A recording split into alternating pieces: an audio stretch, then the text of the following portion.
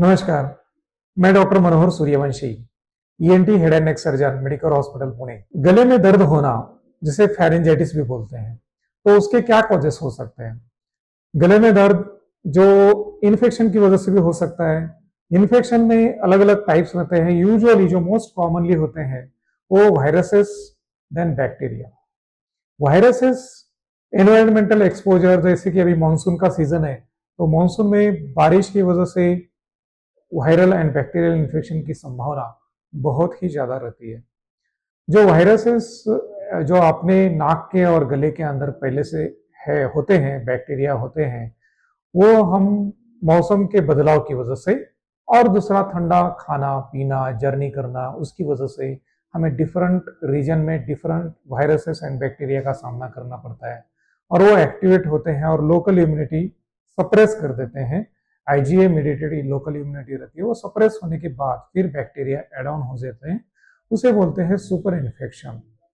और वहां से फिर वो नेजल कैविटी में जो साइनसेस रहते हैं वहां भी फैल जाते हैं। एडेनॉइड टॉन्सिल्स इस एरिया में फैल के वो एडेनॉइड इन्फेक्शन या टॉन्सिल इन्फेक्शन, साइनस इन्फेक्शन, फिर वो फैलने की संभावना चेस्ट में होती है। फिर कफ होना, प्रोडक्टिव कफ होना, न्यूमोनिया के चांसेस होना, ये सब पॉसिबिलिटीज रहती है ये इन्फेक्टिव कॉजेस की वजह से।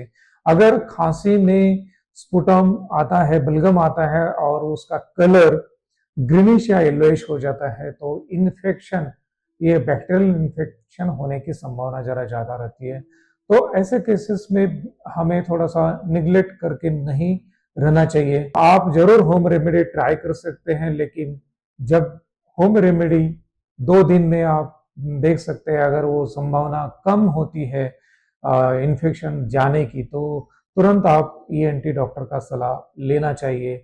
जो नॉन इन्फेक्टिव कॉजेस रहते हैं, जो कि वहां पे वायरल या बैक्टीरिया नहीं रहते, लेकिन बाकी अदर कॉजेस रहते हैं, जैसे कि मोस्ट कॉमनली एलर्जिक कंपोनेंट रहता है। जिस पेशेंट में एलर्जिक राइनाइटिस की वजह से बार बार नाक के अंदर जो सिक्रीशन बनता है, साइनसेस के अंदर जो सिक्रीशन है वो पीछे जाके, जिसे हम पोस्ट नेजल ड्रिप बोलते हैं, वो गले के अंदर पीछे की तरफ फेरिंजियल वाल में चिपकने का संभावना रहता है वो सिक्रीशन।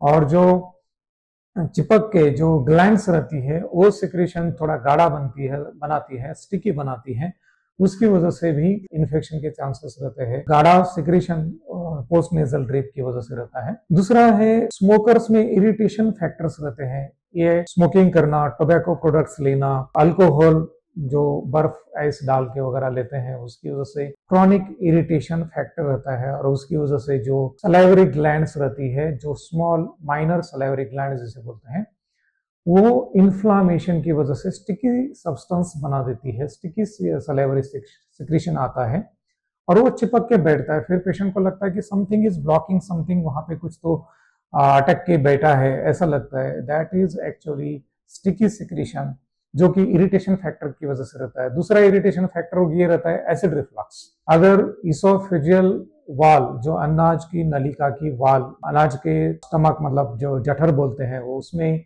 जाने की जो वाल रहती है वो अगर कमजोर होती है, तो पेशेंट जैसे ही लेट जाता है तो वो एसिड ऊपर आके वो भी इन्फ्लामेशन कॉज करता है, सूजन कॉज करता है, तो उसकी वजह से भी स्टिकी सिक्रीशन बन जाता है। समटाइम्स चेंज इन वॉइस भी आता है कुछ पेशेंट में, जब वो एसिड रिफ्लक्स लैरिंग्स की तरफ जाता है, जिसे लैरिंगोफेरिंजियल रिफ्लक्स या एलपीआरडी बोला जाता है। ये सब कॉमन टर्मिनोलॉजी को जो सुप्रा इसोफेजियल रिफ्लक्स डिसीज भी बोला जाता है, या gastro oesophageal reflux disease GERD भी बोला जाता है। एनवायरमेंटल जो पोल्यूशन है, एयर पोल्यूशन, ये भी इरिटेशन कॉज करके कफ फैक्टर बना देता है या फेरेंजाइटिस बना जाता है, उसकी वजह से भी थ्रोट पेन आ जाता है।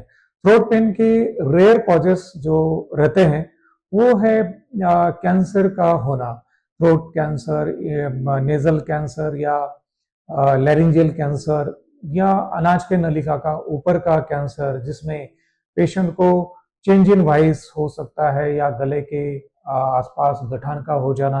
अनाज के मुंह में अगर कैंसर हो रहा है तो हमें खाने पीने में दिक्कत आती है।